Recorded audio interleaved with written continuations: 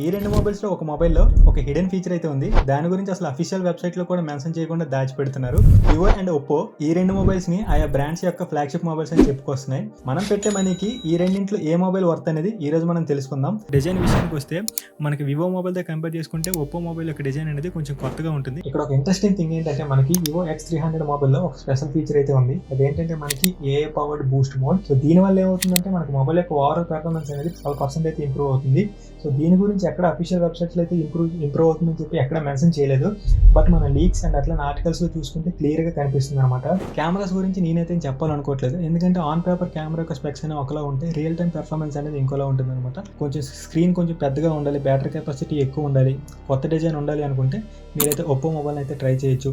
లేదు అనుకుంటే minimal design ఉన్నా పర్లేదు, స్క్రీన్ సైజ్ తక్కువ ఉన్నా పర్లేదు, పెర్ఫార్మెన్స్ బాగుండాలి, బ్యాటరీ తక్కువ ఉన్నా పర్లేదు అనుకుంటే మీరైతే వివో మొబైల్ అయితే ట్రై చేయొచ్చు అనమాట. మళ్ళీ మనం నెక్స్ట్ వీడియోలో కలుద్దాం. Until then take care, bye bye, జై హింద్.